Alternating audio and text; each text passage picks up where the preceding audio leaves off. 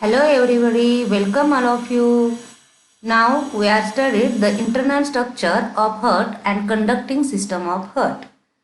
In the internal structure of heart, this internal structure of heart consists, here we are already studied the external structure of heart. In this the two atria and two ventricles, that is four chambered heart is present. So internal structure of heart consists first of all the atria. Atria is the plural form, and this atria is thin-walled superior blood receiving chamber. This atria separated by interauricular septum, which has an oval depression called as a fossa ovalis, and this is a remnant of embryonic aperture called as a foramen ovalis. So atria divided into right atrium and left atrium. First of all, we are studying the right atrium. In this right atrium, superior vena cava, inferior vena cava and coronary sinus is open. The opening of inferior vena cava, that is the post-caval vein, it is guarded by a valve known as the Eustachian valve, and the opening of coronary sinus is guarded by Thebesian valve. After that, the left atrium. Here, left atrium, the four pulmonary veins are opens in the left atrium, which is without valve. That means pulmonary veins, here valves are absent. So both atria, that means right atrium and left atrium opens into the ventricles by aperture known as the atrioventricular aperture. The right atrioventricular aperture, it consists a valve known as the tricuspid valve, and the left atrioventricular aperture consists bicuspid valve. It is also known as the mitral valve. So function of these valves. First function of the valve is maintaining unidirectional flow of blood. Also, it avoids backflow of blood. After that, the inferior chamber known as the ventricles. Here, ventricles, these are the inferior blood distributing chamber. That is the pumping chamber. It is a thick-walled chamber. Right and left ventricle. That means ventricles are again divided into right ventricle and left ventricle. So right and left ventricles separated by interventricular septum. So wall of left ventricles are more muscular and 3 times thicker than the right ventricles, because in the left side of heart only oxygenated blood, pure blood is present. So this oxygenated blood pumps out. Hence the left ventricles are more muscular and 3 times thicker than the right ventricles. The inner surface of ventricles show ridges called as columni carni or trabeculae carni, as well as lumen of ventricles shows inelastic fibers called as the chordae tendineae. That means in the ventricles lumen, chordae tendineae is present, which is inelastic fibers. So tendineae, this is a chordae tendineae. Chordae tendineae attached to the bicuspid valve and tricuspid valve with the help of a papillary muscles. Means papillary muscles connect these tendineae and the tendineae attached to the bicuspid valve and tricuspid valve. Here right ventricles. These right ventricles opens into the pulmonary aorta. That means pulmonary aorta arises from right ventricles. Hence right ventricles opens into the pulmonary aorta. And the left ventricle, it is opens into the systemic aorta. That means left side of ventricle, systemic aorta arises. So left ventricle opens into the aorta. These are origin of pulmonary aorta and systemic aorta are seen in the external structure of heart. आता आपण internal structure बघत असताना काय बघतोय तर हृदयाचे 4 कप्पे आहेत.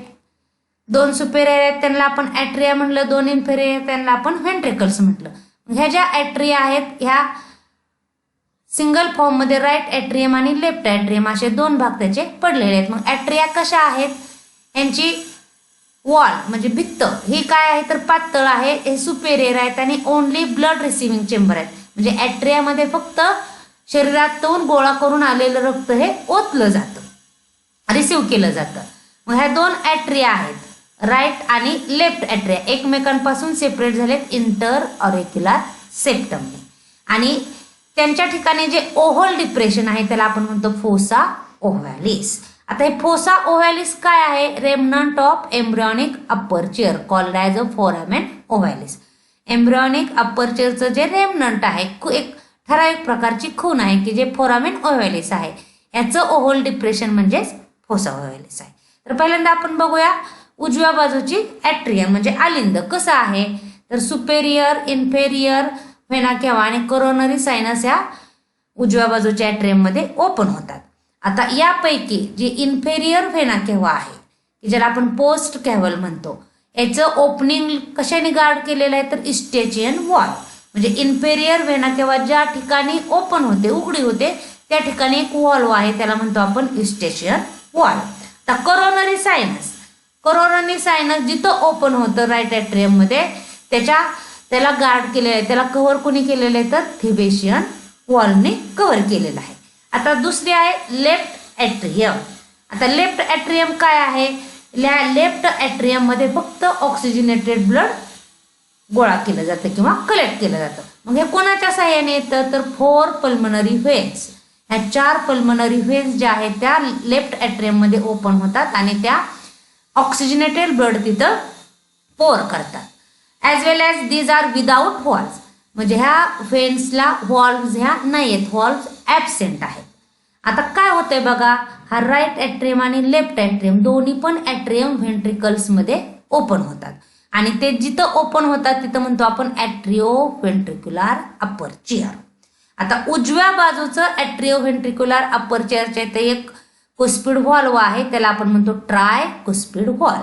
म्हणजे उजव्या साईडचं ॲट्रिओ व्हेंट्रिक्युलर अपर्चर हे ट्राय कुस्पिड व्हॉल्वने कव्हर केलेलं आहे. तसंच डाव्या साईडचं ॲट्रिओ व्हेंट्रिक्युलर अपर्चर हे बायकुस्पिड म्हणजेच मिट्रल व्हॉल्वने कव्हर केलेलं आहे. आता ह्या व्हॉल्व्स कशासाठी आहेत, ह्या व्हॉल्वचं फंक्शन काय आहे तर हा युनिडायरेक्शनल फ्लो ऑफ ब्लड, फक्त एकाच दिशेने रक्ताचा फ्लो मेंटेन करायचं हे याचं फंक्शन आहे. त्याचबरोबर काय करतात ह्या avoid back flow of blood.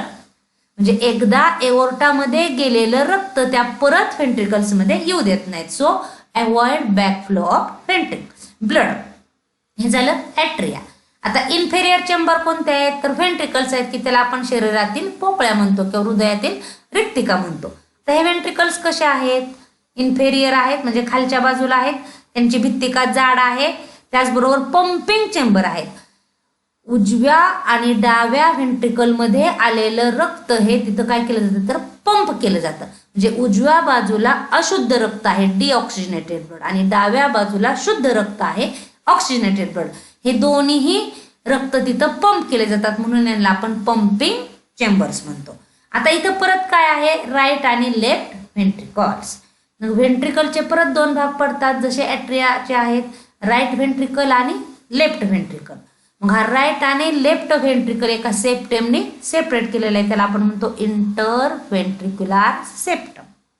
आता वॉल ऑफ लेफ्ट व्हेंट्रिकल आपल्याला इथं मुख्यतः काय पाहायचं आहे की डाव्या बाजूची व्हेंट्रिकलची जी भित्तिका आहे ती त्या ठिकाणी जास्त मसल्स आहेत आणि ती जास्त जाड आहे कोणापेक्षा तर उजव्या व्हेंट्रिकलपेक्षा. आता हे असं का आहे तर डाव्या बाजूला हे शुद्ध रक्त असतं आणि ते रक्त प्रेशरनी पंप आउट करावं लागतं आणि हे पंपिंग होण्यासाठी डाव्या बाजूची व्हेंट्रिकल ही more thicker than the right ventricle.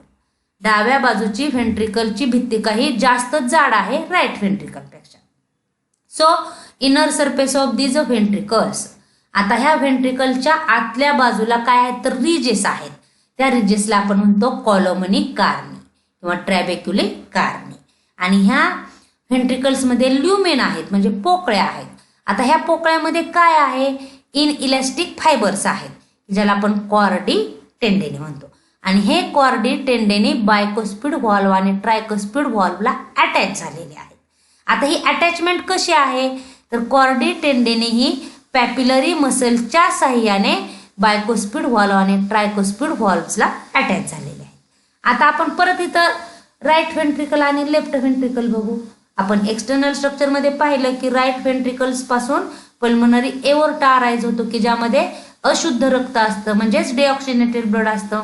आणि लेफ्ट व्हेंट्रिकल्स पासून सिस्टेमिक एओर्टा अरायझेस होतो की ज्यामध्ये शुद्ध रक्त असतं म्हणजेच ऑक्सिजनेटेड ब्लड असतं. So right ventricles opens into the pulmonary aorta and the left ventricle opens into the systemic aorta and these openings are guarded by 3 semilunar valves. आता ह्या राईट आणि लेफ्ट व्हेंट्रिकलमध्ये जे ओपनिंग आहेत पल्मनरी एओर्टा आणि systemic aorta यांना पण guard केलेला आहे म्हणजे कव्हर केलेला आहे. कशाने तर 3 सेमिलुनार व्हॉल्व्स. त्या ठिकाणी आहेत त्या 3 सेमिलुनार व्हॉल्व्स आहेत. आता ह्या सेमिलुनार व्हॉल्व्हचं फंक्शन काय आहे. These valves prevent backflow of blood into the ventricles. म्हणजेच व्हेंट्रिकल मधून सिस्टेमिक एओर्टा किंवा पल्मनरी एओर्टामध्ये गेलेलं रक्त परत माघारी येऊ न देणे हे सेमिलुनार व्हॉल्व्हचं फंक्शन आहे. So here the internal structure of heart studied with the help of this figure. आता आपण जे थेरॉटिकली पाहिलं तेच आपण इथं या फिगरमध्ये पाहू शकतोय की इंटरनल स्ट्रक्चर मध्ये काय आहे ते वरचे 2 चेंबर आहेत त्यांना आपण ॲट्रियम म्हटलं. हा लेफ्ट ॲट्रियम आहे हा राईट ॲट्रियम आहे. हे खालचे 2 चेंबर आहेत त्यांना आपण व्हेंट्रिकल्स म्हटलं. हा लेफ्ट व्हेंट्रिकल आहे हा राईट व्हेंट्रिकल आहे. त्याचबरोबर इथं ब्ल्यू कलरचा आपल्याला दिसते हा काय तर सुपेरियर व्हेना कॅवा आणि इन्फेरियर व्हेना कॅवा.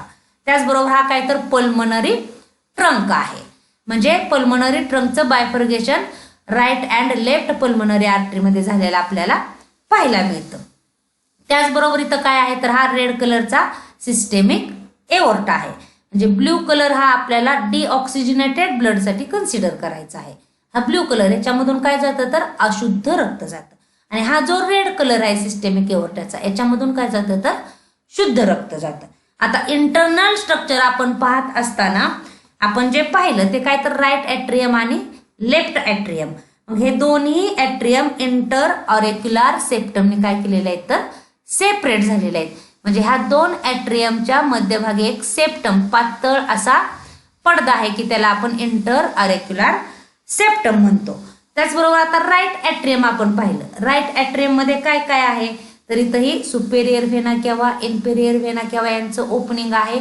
त्याचबरोबर coronary sinus opening of coronary sinus हे ओपनिंग आहे ते कशाचं आहे तर कोरोनरी सायनसचं ओपनिंग आहे.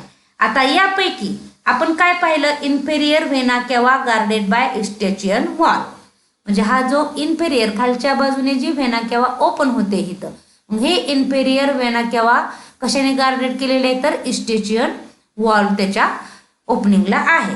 आणि कोरोनरी सायनसच्या ओपनिंगला काय आहे तर थिबेशियन व्हॉल्व प्रेझेंट आहे.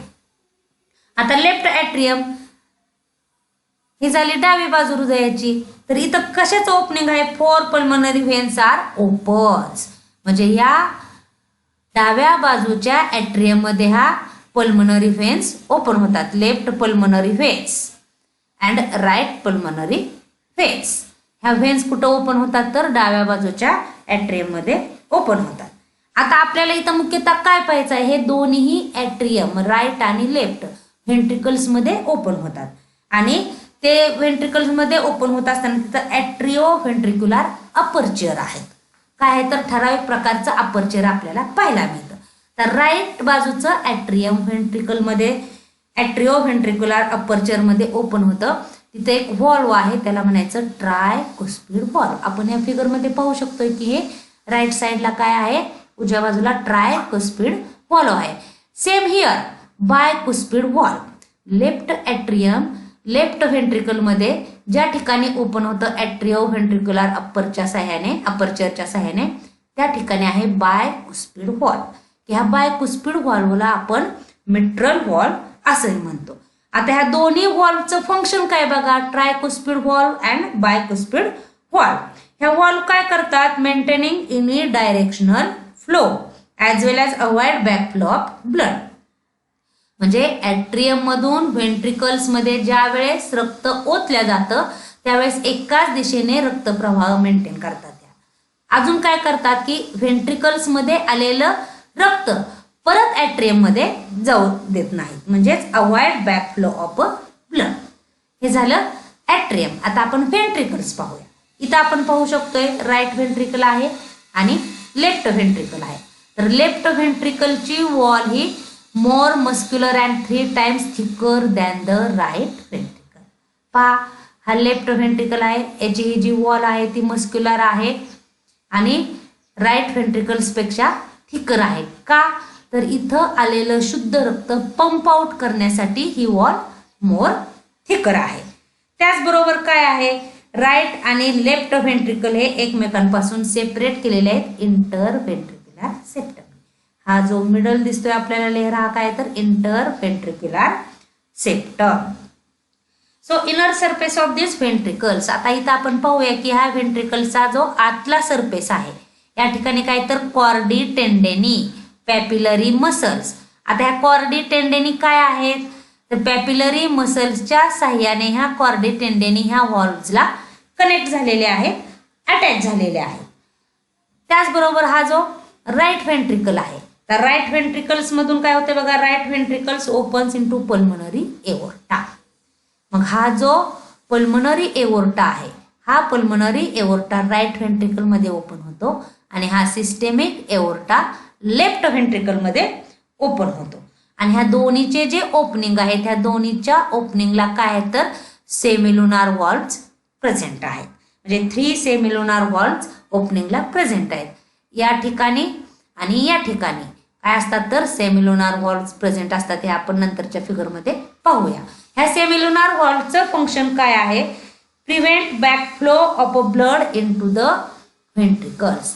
म्हणजे उजव्या बाजूच्या व्हेंट्रिकल मधून पल्मनरी एओर्टामध्ये गेलेलं रक्त आणि डाव्या बाजूच्या व्हेंट्रिकल मधून सिस्टेमिक एओर्टामध्ये गेलेलं रक्त परत व्हेंट्रिकल्स मध्ये येऊ द्यायचं नाही. हे सेमिलुनार वॉल्व्हचं काय आहे तर फंक्शन आहे. म्हणजे bicuspid valve, tricuspid valve as well as a semilunar valves. These perform the same function, that is the avoid backflow of the blood. After that, here the semilunar walls prevent reflex of blood back into the ventricles. ह्या figure मध्ये आपण पाहू शकतोय हा जो blue colour आहे ते उजव्या बाजूचं डिऑक्सिजनेटेड ब्लड आहे. हा काय आहे तर व्हेना केवा आहे, इन्फेरियर व्हेना केवा आणि सुपेरियर व्हेना केवा. त्याचबरोबर इथं काय आहे तर हा पल्मनरी सेमिलुनार वॉल्व्ज आहे. म्हणजे पल्मनरी ट्रंक राईट व्हेंट्रिकल मध्ये ओपन होतो, इथं हा सेमिलुनार वॉल्व्ज आहे. आणि हा सिस्टेमिक एओर्टा लेफ्ट व्हेंट्रिकल मध्ये ओपन होतो, इथं हा एओर्टिक सेमिलुनार वॉल्व्ज आहे. म्हणजे हे दोन्ही सेमिलुनार वॉल्व्जचं फंक्शन काय तर याच्यामध्ये पल्मनरी ट्रंक मध्ये गेलेलं ब्लड व्हेंट्रिकल मध्ये परत येऊ द्यायचं नाही आणि इथं सिस्टेमिक एओर्टामध्ये गेलेलं शुद्ध रक्त परत व्हेंट्रिकल मध्ये येऊ द्यायचं नाही. त्याचबरोबर आपण इथं बायकोस्पिड वॉल्व आणि ट्रायकोस्पिड वॉल्व ह्या वॉल्व पाहू शकतो की बायकोस्पिड वॉल्व कुठं आहे तर लेफ्ट साईडला आहे, ट्रायकोस्पिड वॉल्व ही राईट साईडला आहे.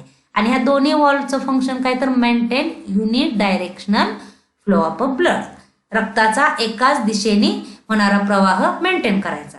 त्याचबरोबर avoid the back flow of blood, इथं आलेलं ब्लड परत ॲट्रियम मध्ये जाऊ द्यायचं नाही, हे या वॉल्वचं फंक्शन आहे. That means tricuspid valve, bicuspid valve and semilunar valve.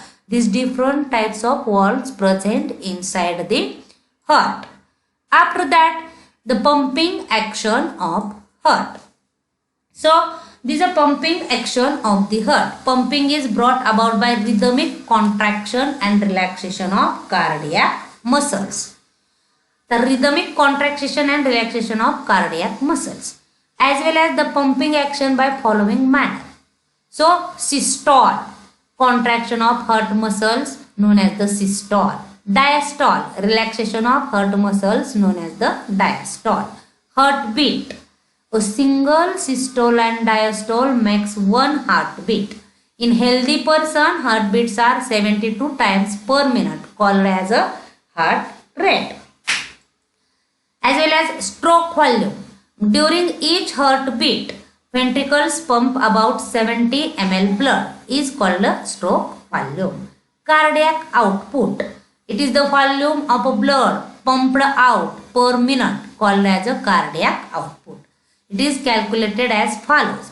That is, cardiac output is equal to SV into HR. That is the stroke volume into the heart rate. So here stroke volume is a 70 and heart rate is a 72, is equal to 5040 ml per minute. This is the cardiac output. The conducting tissue of heart. So here human heart is a myogenic. Myo means muscles, genic means originating from. आता pumping action मध्ये आपल्याला काय पाहायचं आहे की हार्टच्या ventricle मध्ये, हृदयाच्या ventricle मध्ये आलेलं ब्लड पंप आउट कसं केलं जातं. आता ही पंपिंग कशाच्या सहाय्याने होते? Rhythmic contraction and relaxation of cardiac muscles. आता हार्ट वॉल मध्ये आपण कार्डियाक मसल पाहिलेले आहेत की जो मिडल लेअर आहे त्याला आपण मायोकार्डिया म्हणतो. मग या ठिकाणी रिदमनी लयबद्धतेने आकुंचन आणि प्रसरण होतं आणि त्यानुसार ब्लड पंप केलं जातं. मग आता इथं पंपिंगचं मॅनर काय आहे की सिस्टॉल. सिस्टॉल कशाला म्हणतो आपण? Contraction of heart muscles. म्हणजे कार्डियाक मसल्स मध्ये ज्या वेळेस आकुंचन होतो त्यावेळेस सिस्टॉल म्हणतो आपण. Relaxation of heart muscles. Cardiac muscles मध्ये ज्या वेळेस प्रसरण होतं, कार्डियाक मसल्स या प्रसरण पावतात त्यावेळेस डायस्टॉल म्हणतो. तर हार्टबीट आपल्या सगळ्यांना माहिती आहे की 72 हार्टबीट्स पर मिनिट क्रिएट केले जातात. मग ह्या हार्टबीटची डेफिनेशन काय आहे? एक सिस्टॉल आणि डायस्टॉल, एक हार्टबीट तयार केलं जातं. म्हणजे एका वेळेस आकुंचन आणि प्रसरण कार्डियाक मसल्स पावतात त्यावेळेस एक हार्टबीट प्रोड्यूस केलं जातं. मग हेल्दी म्हणजे जे निरोगी व्यक्ती आहे त्यांच्यामध्ये 72 हृदयाचे ठोके पडतात पर मिनिट आणि यालाच आपण म्हणतो heart rate. Heartbeat means heart rate. आता स्ट्रोक व्हॉल्यूम काय आहे? तर स्ट्रोक व्हॉल्यूम म्हणजे हृदयाचे ठोके पडत असताना व्हेंट्रिकल मधून जेवढं ब्लड पंप आउट केलं जातं त्याला आपण स्ट्रोक व्हॉल्यूम म्हणतो. मग किती ब्लड पंप आउट केलं जातं? हृदयाचे ठोके हे 72 पडतात त्यावेळेस 70 ml ब्लड हे पंप आउट केलं जातं, त्याला म्हणतो आपण स्ट्रोक व्हॉल्यूम. तर कार्डियाक आउटपुट. मग ह्या हार्ट रेट आणि स्ट्रोक व्हॉल्यूम वरून आपण कार्डियाक आउटपुट काढायचं की एका वेळेस हार्टबीट झाल्यानंतर किती रक्त पंप आउट केलं जातं. तर कार्डियाक आउटपुट काय आहे? तर volume of blood pumped out per minute. म्हणजे प्रत्येक मिनिटाला किती रक्त पंप आउट केलं जाते तो म्हणजे कार्डियाक आउटपुट. आता हा आपण कसा काढतो? तर कार्डियाक आउटपुट बरोबर काय घ्यायचं आहे आपल्याला? स्ट्रोक व्हॉल्यूम गुणुले हार्ट रेट. आता स्ट्रोक व्हॉल्यूम किती आहे आपला? 70 ml आहे. हार्ट रेट किती आहे? 72 आहे. हार्ट रेट म्हणजेच हार्टबीट 72 आहे. यांचा गुणाकार करायचा किती आला? 5040 ml पर मिनिट. म्हणजे कार्डियाक आउटपुट किती आहे पर मिनिट? 5040 ml. आता कंडक्टिंग टिश्यू ऑफ हार्ट. तर हार्टची कंडक्टिंग टिश्यू. आपलं हृदय कसं आहे मानवाचं? मायोजेनिक म्हणजे फक्त मसल्सनी तयार झालेला आहे. So it also shows atorhythmicity, that is it can generate its own rhythm by specialized muscles. So here this conducting tissue, it is a atorhythmicity. It shows atorhythmicity. Here in these two figure, two different structures are present. That is relax. The heart shows relax in position. Heart shows contracted in position. आता ज्या वेळेस heart relaxed असतं त्याला आपण diastole म्हणतो आणि ज्या वेळेस हार्ट हे कॉन्ट्रॅक्ट होतं म्हणजे आकुंचित होतं त्याला आपण सिस्टॉल म्हणतो. म्हणजे हा काय आहे तर डायस्टॉलिक हार्ट आहे आणि हा सिस्टॉलिक हार्ट आहे. कॉन्ट्रॅक्शन झालं म्हणजेच काय झालं तर इथं असणारं ब्लड हे पल्मोनरी ट्रंक मध्ये गेलं आणि सिस्टेमिक एओर्टामध्ये गेलं, त्यामुळे हार्टचे चेंबर काय झाले तर आकुंचित पावले आणि या ठिकाणी काय झाले तर ॲट्रिया आणि व्हेंट्रिकल हे पूर्णपणे हार्टमध्ये ब्लड प्रेझेंट आहे, म्हणजेच हे काय तर रिलॅक्स कंडिशन मध्ये आहे, म्हणजेच इथं डायस्टॉल झालं. इथं आपण एक उदाहरण सांगू शकतो की फुगा. हा हवा भरलेला फुगा आणि हा हवा निघालेला फुगा. हवा भरलेला आहे म्हणजे कसं आहे तर रिलॅक्स आहे, म्हणजे तिथं ब्लड पूर्णपणे भरलेला आहे. हा हवा गेलेला म्हणजे इथलं रक्त हे सिस्टेमिक एओर्टा आणि पल्मोनरी ट्रंक मध्ये गेलेला आहे, त्यामुळे काय झालेलं आहे तर कॉन्ट्रॅक्ट झालेला आहे. So here diastole and systole, this is a irreversible process. Here again the diastole and the systole. आपण जे रिलॅक्स्ड आणि कॉन्ट्रॅक्टेड हार्ट पाहिलं तेच आपण इथं पाहू शकतो. डायस्टॉल, डायस्टॉल म्हणजे काय तर रिलॅक्स. ह्या atria, right atrium, left atrium, right ventricle आणि लेफ्ट व्हेंट्रिकल पूर्णपणे याच्यामध्ये काय तर ब्लड प्रेझेंट आहे. ह्या वॉल्व्स ओपन आहेत म्हणजे ॲट्रियम मधून ब्लड व्हेंट्रिकल्स मध्ये आलेला आहे, लेफ्ट ॲट्रियम मधून ब्लड व्हेंट्रिकल्स मध्ये आलेलं आहे. त्यामुळे ॲट्रियम आणि व्हेंट्रिकल्स दोन्हीही काय आहेत तर फुल रक्ताने भरलेले आहेत, याच्यामध्ये रक्त प्रेझेंट आहे, म्हणून याला म्हणायचं आपण डायस्टोलिक हार्ट, म्हणजे जे काय तर रिलॅक्स्ड कंडिशन मधलं हार्ट आहे. आता सिस्टॉलिक मध्ये काय होतंय पहा, आपण कंपॅरिझन करू शकतो. ॲट्रियम मधून रक्त राईट व्हेंट्रिकल्स मध्ये आलं आणि राईट व्हेंट्रिकल्स मधलं रक्त पल्मोनरी ट्रंक मध्ये गेले. तर लेफ्ट ॲट्रियम मधून रक्त लेफ्ट व्हेंट्रिकल मध्ये आले आणि लेफ्ट व्हेंट्रिकल मधलं रक्त हे सिस्टेमिक एओर्टामध्ये गेले. व्हेंट्रिकल मधलं रक्त पल्मोनरी ट्रंक मध्ये गेलं की इथले सेमिल्युनार व्हॉल्व्स क्लोज होते आणि लेफ्ट व्हेंट्रिकल मधलं रक्त एओर्टामध्ये गेले की इथले सेमिल्युनार व्हॉल्व्स क्लोज होते. त्यामुळे हे हार्ट काय होतं तर कॉन्ट्रॅक्ट होतं, म्हणजेच इथं सिस्टॉल ही कंडिशन आपल्याला पाहायला मिळते. After that